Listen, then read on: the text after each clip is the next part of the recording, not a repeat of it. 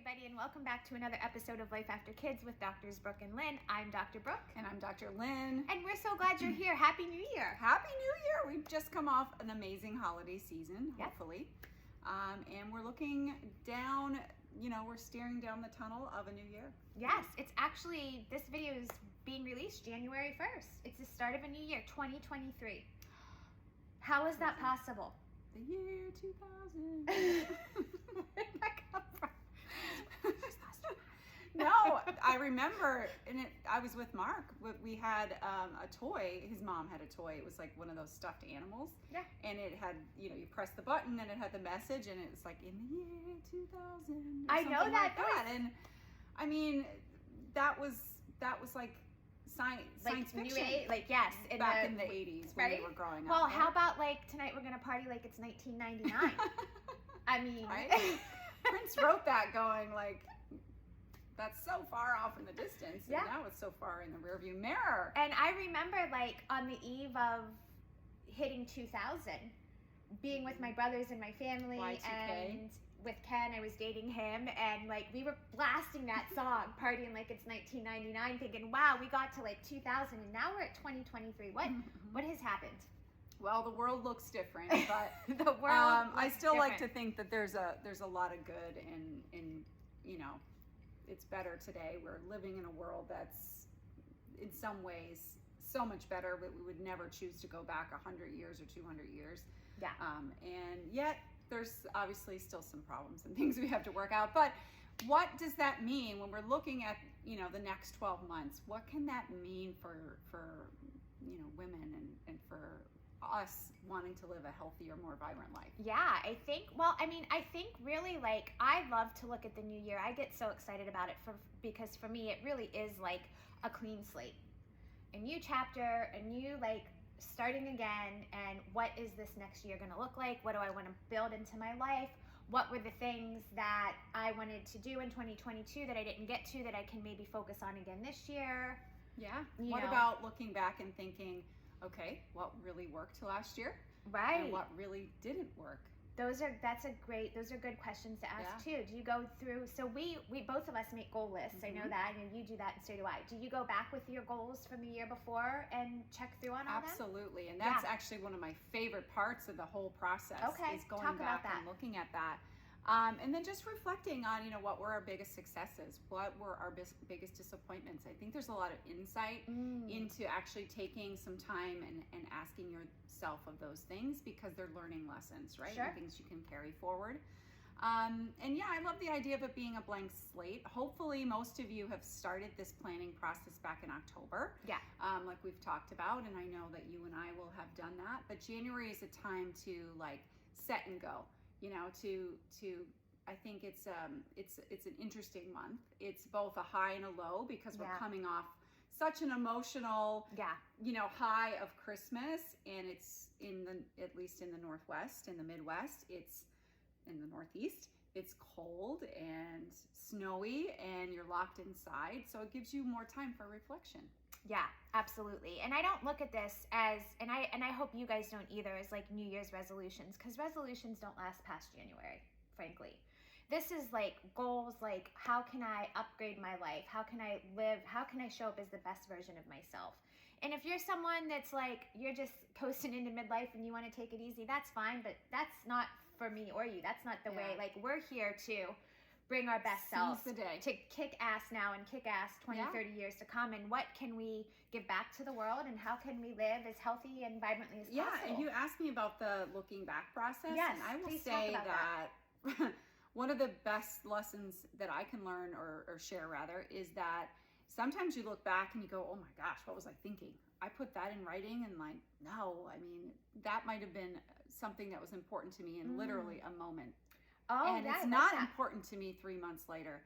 And for a while, I used to let that stop me from setting goals, because you thought, okay, well, it's got to be something that's really the perfect thing. And now I realize, you know what? It's okay. I'm just not that into that goal anymore. And that one just sort of went to the wayside. It's not that I didn't pursue it, and if it's something that's really important, it's just checking in with, is this still a priority? Yeah.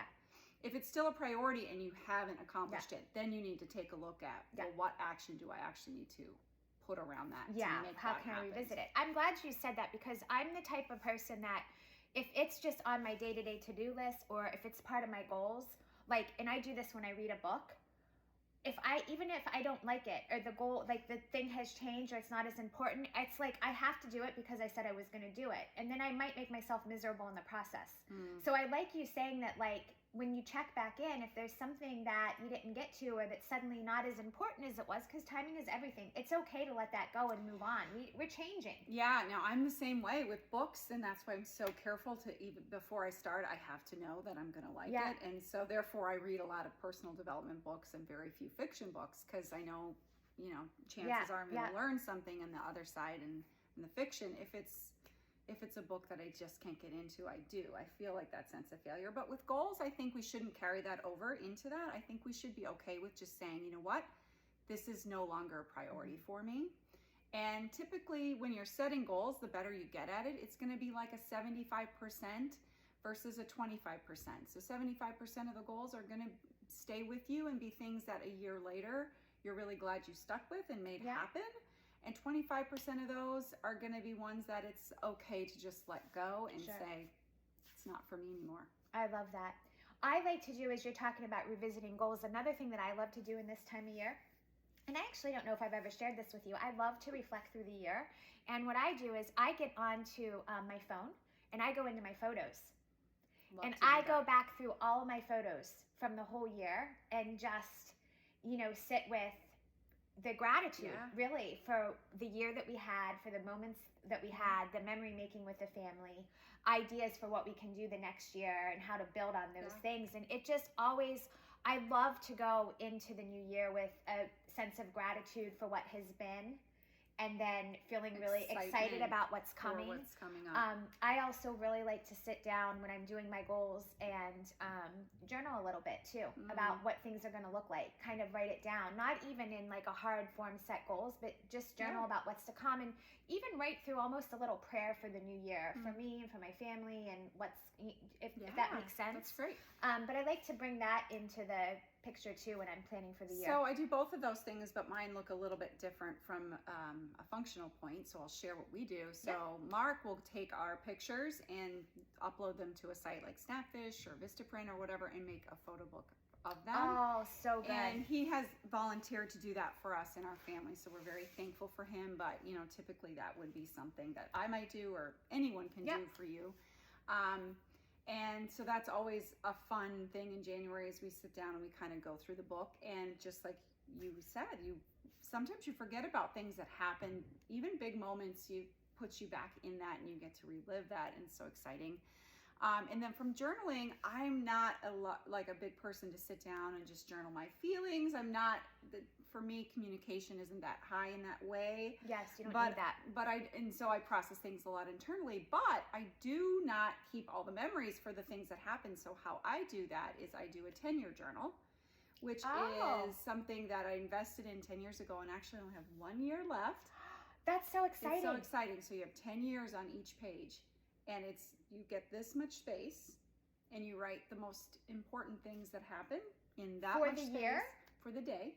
For the day. So you have every day for the last 10 years? I can't say there's every day. But I mean, you could. Yes. So I'll show it to you right when we're done. But basically, I'll look back now when I sit down and write, and I try to do it daily. And I'll look back what happened, 5 years ago. What happened? Oh my gosh, so at the first of the year, that's a time where we can take that book out and go back through the year. Yeah. That is so, so, so good. Yeah. One other thing that I love to do this time of year, and I typically I'll do it on like a New Year's or like between Christmas and New Year's, so we might be a little late to this, but it's still worth having the conversation, is I like to do a little reflection with my kids, and they're boys in their teens. Anthony's 19, so to get them, they're not necessarily having these conversations, but typically if we're out for like a lunch or I know specifically we've done like New Year's Eve day, like a lunch together out, and we'll just share around the table. We've talked about table talk, but we'll share like, what was your favorite memory from the year, and like what is the most important thing for you to accomplish in the next year. That's great. And it's really fun to get them to start to think about and talk about those things too. Yeah. And that's a simple way to With teens, their minds aren't always in that space, so it's a good way to kind of bring that to them as well. Yeah, and I would say like prioritize, check in with your values. If I know a lot of people want to travel, but again, if you don't have a purposeful plan, it never seems to be enough time or money left over. Yeah. In some instances, unless you set aside that up front, and then we have money for the things that are important to us. Is generally what happens. And so plan out your travel, plan out where you want to go, the experiences that you want to do. Take time in January to look through yearly calendars for arenas or for people that you love, like comedians or artists that are on tour, and find a tour date that you can make it and pencil it in, and I love start that. to set aside money for that. That's great. Such good advice from you as always. I love having this conversation. Yeah, thank you. Guys, thank you so much for joining us. Happy New Year once again. I hope you crush it in 2023. Yeah. Let's make it the best year yet. And make sure that you are following us on Instagram, Facebook, TikTok, YouTube, www.lifeafterkids.com. We're so glad you're here. Thanks, guys.